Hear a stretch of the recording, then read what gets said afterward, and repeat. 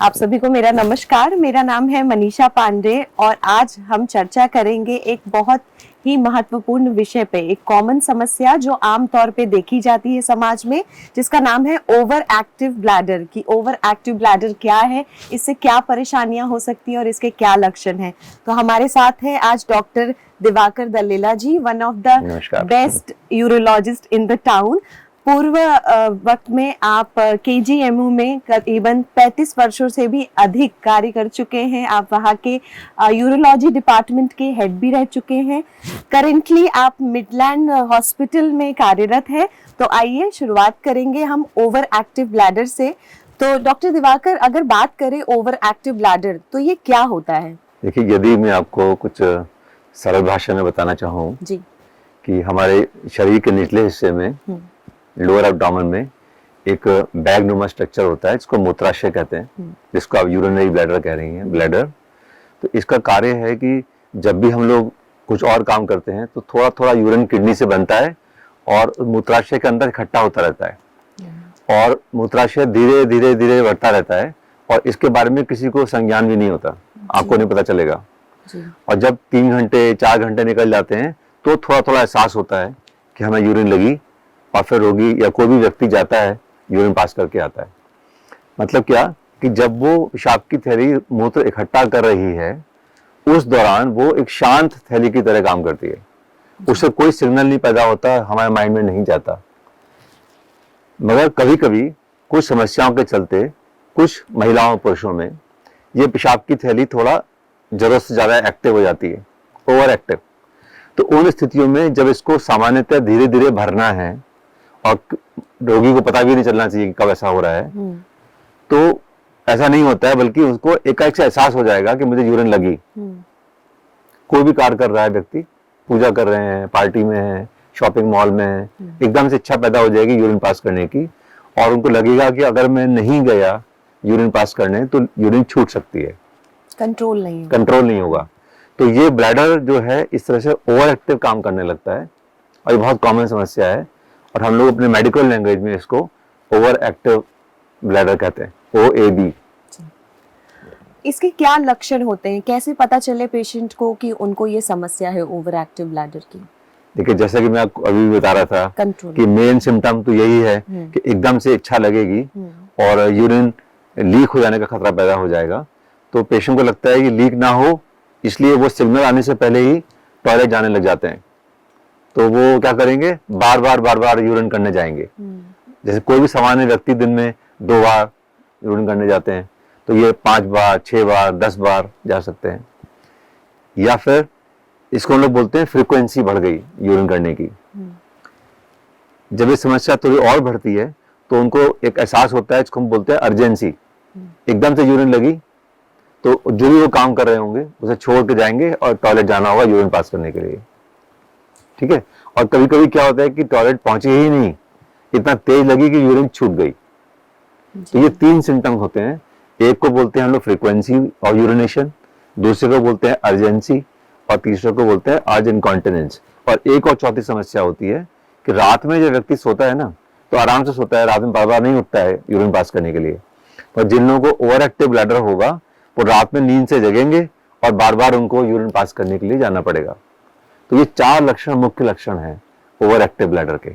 कई बार ऐसा मिथ भी होता है लोगों को कि अगर वो बार बार वॉशरूम यूज कर रहे हैं या यूरिन पास करने जा रहे हैं कि उन्होंने ज्यादा पानी कंज्यूम कर लिया है या कुछ लिक्विड्स कंज्यूम कर लिया है, इसलिए उन्हें। तो क्या ये ओवर एक्टिव ब्लैडर है कि ये कंजप्शन ऑफ वाटर और ये सारी चीजें? नहीं, आप बिल्कुल ठीक सवाल पूछा आपने। देखिए, अगर आपको पानी ज्यादा पीने से यूरिन ज्यादा लग रहा है तो ये सिर्फ ट्रांसलेट होगा कि यूरिन बार बार जा रहे हैं। ऐसा नहीं हुआ कि एकदम से यूरिन लग गई। जैसे मैं अभी आपसे बात कर रहा हूँ, मैं बोलूँ एक्सक्यूज मी, मुझे वॉशरूम जाना है, तो मैं महत्वपूर्ण काम छोड़ के जा रहा हूँ यूरिन पास करने। अगर मैं पानी पीऊंगा ज्यादा या लिक्विड पी लूंगा तो मैं उस यूरिन को कंट्रोल कर सकता हूँ, अपनी इच्छा को कंट्रोल कर सकता हूँ। 10 मिनट 15 मिनट 20 मिनट आधा घंटा, है ना। बट ओवर एक्टिव ब्लैडर के जो रोगी होते हैं वो उसे कंट्रोल नहीं कर सकते हैं। तो क्या इसमें दैनिक जीवन शैली पर भी इसका कुछ प्रभाव पड़ता है? हाँ, बिल्कुल जाहिर है। कोई भी व्यक्ति जो कुछ अपना कार्य करता है और मान लीजिए किसी कोई एग्जीक्यूटिव है, बैंक एग्जीक्यूटिव है, पुलिस पर्सनल है, कोई लेडी है एग्जीक्यूटिव, लंबी मीटिंग करनी है 4 घंटे 5 घंटे की, कोई स्कूल टीचर है ना, कोई लंबे समय तक पढ़ाना है और उसको अगर बीच बीच में बार बार यूरिन लगने लगेगी और बार बार उसे वॉशरूम जाना पड़ेगा तो उसका तो दैनिक जीवन डिस्टर्ब होता ही है ना, परेशानी का कारण तो हो ही जाएगा, अपना काम कैसे करें। और इससे क्या होता है कि लोग अपने काम को छोड़ने लगते हैं, ऐसा कोई काम नहीं लेंगे जो लंबा समय करना पड़े।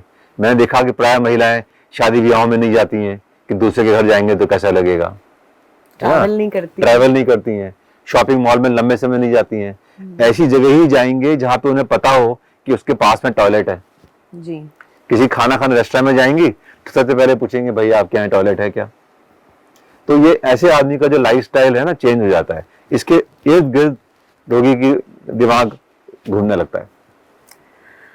यह रोग पुरुषों में ज्यादातर देखा जाता है या फिर महिलाओं में? देखिए, अगर मैं आपसे कहूं कि मीनोपॉज के टाइम तक आते आते तो ये महिलाओं में ज्यादा देखा जाता है। अच्छा। जैसे कि जो भी कामकाजी महिलाएं होती हैं या घर में रहने वाली महिलाएं भी होती हैं, उन सबको ये हो सकता है। मगर 50-55 की आयु के बाद ये पुरुषों में भी होने लगता है और महिलाओं में भी होने लगता है, करीब करीब बराबर होता है। बच्चों को भी हो सकता है, मगर ओवरऑल एक ऐसा इंप्रेशन लगता है हमें कि ये महिलाओं में थोड़ा ज्यादा है और उनके जीवन शैली को ज्यादा प्रभावित करता है। इस रोग के कारण क्या होते हैं, किस वजह से ओवर एक्टिव ब्लैडर होता है? देखिए, अधिकांश लोगों में तो हम इसका कारण जान ही नहीं पाते हैं किस कारण से हो रहा है, और इसको हम लोग कहते हैं कि प्राइमरी ओवर एक्टिव ब्लैडर है। प्राइमरी मतलब जिसमें हम ये ना कह पाए कि ये अमुक कारण से आपको हो गया, मगर फिर भी इस प्राइमरी ओवर एक्टिव ब्लैडर में भी जो देखा जाता है कि दिमागी तौर से अगर कोई भी व्यक्ति ज्यादा परेशान है, ज्यादा स्ट्रेस्ड है, या उसका थोड़ा वेट ज्यादा है ना, या उसका काम का जो नेचर है वो ऐसा है कि वो थोड़ा स्ट्रेसफुल रहते हैं, तो उन लोगों में थोड़ा ये प्राइमरी ओवर एक्टिव ब्लैडर ज्यादा देखने को मिलता है। दूसरी समस्या जिसको हम लोग कहते हैं secondary over active bladder. Secondary मतलब उसके शरीर में एक और बीमारी है, शरीर के अंदर या मूत्राशय में कोई और बीमारी है जिसकी वजह से मूत्राशय बार बार यूरिन खाली करना चाहता है। तो ये जो सेकेंडरी ओवर एक्टिव ब्लैडर है ये हमारे लिए गंभीर समस्या है। डॉक्टर के नाते ये मेरे लिए इसको पकड़ना ज्यादा महत्वपूर्ण है, क्योंकि प्राइमरी तो चलो मानिए कोई कारण नहीं है, खाली दवा देनी है, रोगी ठीक हो जाएगा, मगर सेकेंडरी में जो कारण मूत्राशय में चल रहा है वो हमें पकड़ना है। और आपने मुझसे पूछा क्या कारण होते हैं, तो सबसे कॉमन कारण है कि पहले कुछ यूरिन में इन्फेक्शन रहा है, पूरा ठीक नहीं हुआ है, अभी हल्का हल्का चल रहा है, इस कारण आप बार बार यूरिन जाते हैं। या फिर किसी को पेशाब की थैली में या गुर्दे की नली यूरेटर में छोटा सा स्टोन बैठा हुआ है, उसको यूरिक एसिड बढ़ा हुआ है, या कोई किसी को तो कभी कभी समझिए पेशाब की थैली में कैंसर की रोग की शुरुआत होगी तो भी उसके सिम्टम यही आएंगे ओवर एक्टिव ब्लैडर के। तो मैं कहूँ कि ये ऐसा भी नहीं है कि इसको हमेशा मान के चलें कि प्राइमरी है, कोई कारण नहीं है, इसके गंभीर कारण भी होते हैं और वो हमें पकड़ने होते हैं। ये बात पेशेंट कैसे पता कर पाएगा, उन्हें कैसे पता चलेगा किन सिम्टम्स पे कि ओवर एक्टिव ब्लैडर उन्हें किसी गंभीर कारणों से तो नहीं है? हाँ, बिल्कुल नेचुरल क्वेश्चन है कि जैसे मैं भी कह रहा था गंभीर रोग पकड़ना। हाँ। तो देखिए, अगर किसी को यूरिन में इन्फेक्शन हुआ है तो उसे एक और सिम्टम होता है, यूरिन करते समय दर्द होगा। अच्छा। मैंने आपको बताया था ना, ओवर एक्टिव ब्लैडर के 4 सिम्टम है, फ्रीक्वेंसी, अर्जेंसी, आज इनकॉन्टिनेंस, नॉक्ट्यूरिया। इसमें पेन नहीं है। अगर किसी भी रोगी को यूरिन करते समय दर्द होता है साथ में, तो उसे मान के चलना चाहिए या तो उसे इन्फेक्शन है या उसे पथरी है। तो जब भी रोगी को दर्द साथ में जुड़ जाए, नंबर 1।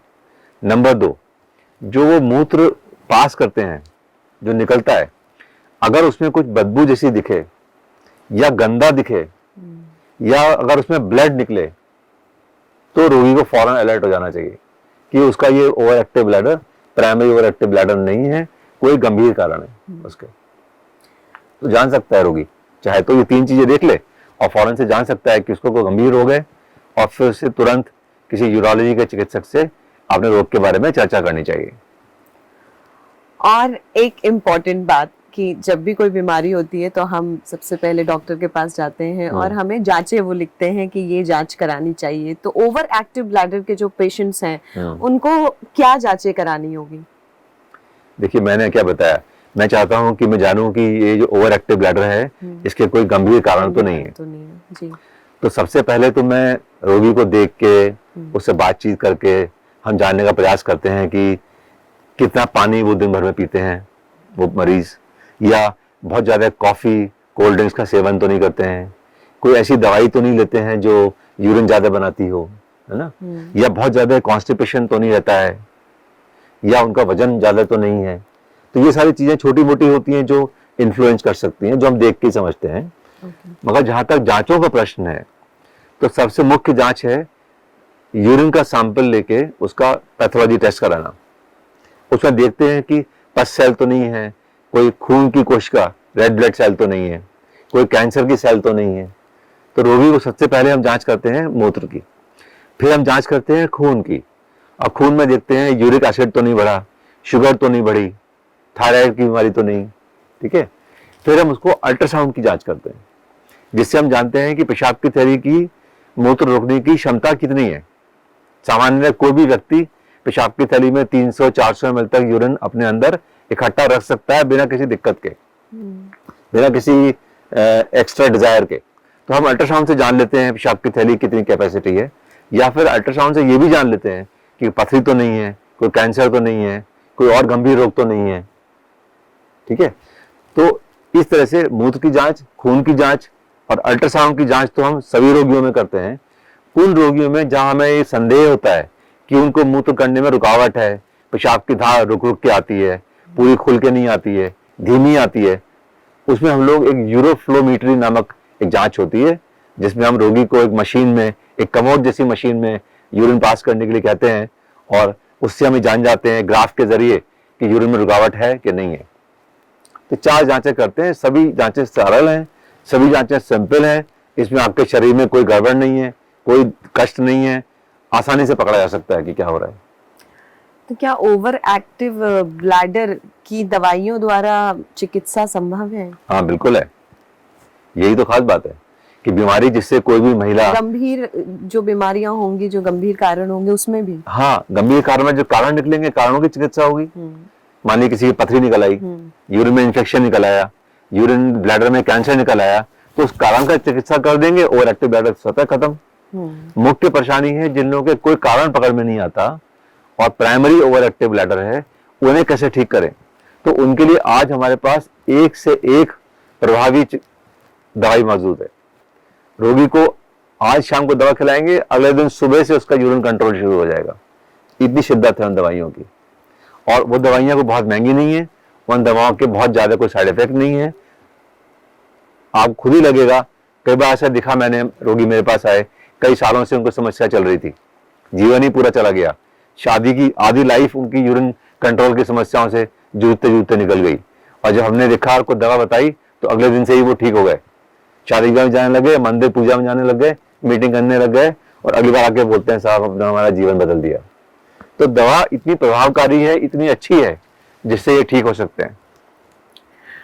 एक इम्पॉर्टेंट क्वेश्चन कि ये दवाइयाँ जो पेशेंट होंगे उनको कितने वक्त तक ये दवाइयाँ लेनी पड़ेगी? इन दवाइयों का कोई कोर्स है या कितने दिनों तक उन्हें ये दवाइयाँ लेनी पड़ेगी जो वो ठीक हो? जैसे आपने कहा एक दिन में ही इसका असर पता चल जाता है, तो उसके अलावा देखिए, जिन लोगों को सेकेंडरी ओवर एक्टिव ब्लैडर है, इन्फेक्शन है, पथरी है, कैंसर है, जब तक वो कारण है, कारण की चिकित्सा हो गई, कारण खत्म हो गया, ओवर एक्टिव ब्लैडर ठीक हो गया, वो तो दवाई 2 हफ्ता, 3 हफ्ता, 4 हफ्ता, 1 महीने में खत्म कहानी।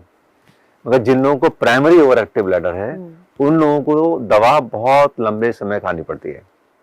मैं कहूँ कई वर्षों तक खानी पड़ सकती है तो अतिशयोक्ति नहीं होगी, और जीवन भर भी खानी पड़ सकती है दवाई अगर आपको ओवर एक्टिव बहुत ज्यादा है तो यहाँ कोई डरने की बात नहीं है। ये दवा ऐसी नहीं है कि बहुत खतरनाक है, बहुत महंगी है, आपको साइड इफेक्ट हो जाएगा, मगर आपका जीवन अच्छा चलेगा। दवाइयाँ लेने के अलावा पेशेंट को और भी किन चीजों का ख्याल रखना पड़ेगा? कुछ परहेज? हाँ, बिल्कुल महत्वपूर्ण बात है। ये जैसे कि मैंने बताया था शुरू में कि प्राइमरी ओवर एक्टिव ब्लैडर एक लाइफस्टाइल की प्रॉब्लम है ना। तो अगर आप जरूरत से ज्यादा पानी का सेवन करते हैं या कोई ऐसे तरल पदार्थ लेते हैं जो मूत्राशय को उत्तेजित कर सकते हैं, जैसे कॉफी या चाय या फिर कोला ड्रिंक्स, बियर, अल्कोहल, ऐसे कोई भी ड्रिंक्स जो आप पिएंगे वो जब यूरिनरी ब्लैडर में जाते हैं तो उसको उत्तेजित करते हैं और बार बार यूरिन करने की इच्छा पैदा होती है। तो सर्वप्रथम अपने तरल पदार्थ पे नियंत्रण रखना सीखिए, उसकी क्वालिटी पे ध्यान देना सीखिए, अल्कोहलिक ड्रिंक से बचिए। नंबर 2, अगर कोई भी पुरुष या महिला स्मोक करते हैं तो देखने में आया उनको ओवर एक्टिव ब्लैडर ज्यादा होता है और स्मोकिंग छोड़ देने से ओवर एक्टिव ब्लैडर ठीक हो सकता है। प्राइमरी ओवर एक्टिव ब्लैडर, आपकी दवाइयां कम हो सकती हैं। तीसरा, अगर आपको वजन ज्यादा है तो अगर आप नियमित आहार लेंगे, नियमित व्यायाम करेंगे तो वजन कम करेंगे तो आपका ओवर एक्टिव ब्लैडर ठीक हो सकता है। ठीक। और चौथा, एक स्पेशल टाइप की एक्सरसाइज होती है जिसे हम कहते हैं कीगल एक्सरसाइज, जिसमें महिलाओं को खासतौर से जो उनका मांसपेशियां होती हैं पेल्विक फ्लोर, या ऐसे जानिए कि गुदा द्वार के आसपास जो भी महिलाओं की मांसपेशियां होती हैं वो लूज होती हैं, उस वजह से उनका कंट्रोल कम होता है। हम उनको कहते हैं उसको एक्सरसाइज करने के लिए, कीगल एक्सरसाइज करने के लिए, उससे भी लोग ठीक हो जाते हैं। तो अगर मनुष्य चाहे, रोगी चाहे, तो वो अपनी दवाइयों की मात्रा कम कर सकता है इन सभी चीजों पर अगर ध्यान दे तो। जी आइए, तो ये आखिरी सवाल था इसी के साथ, और हमने आज जाना, हमारे बीच में डॉक्टर दिवाकर दलेला जी हैं, जैसा मैंने बताया one of the famous and best urologist in the town. और बहुत ही महत्वपूर्ण बात जो आमतौर पे समस्या है ओवर एक्टिव ब्लैडर की, कि इसके क्या लक्षण है, तो अगर आपको भी लगता है कि इसके कोई भी सिम्टम्स आपको दिखाई देते हैं तो आप जल्द ही अपने यूरोलॉजिस्ट से कांटेक्ट करें। बहुत बहुत शुक्रिया, धन्यवाद डॉक्टर दिवाकर। नमस्कार।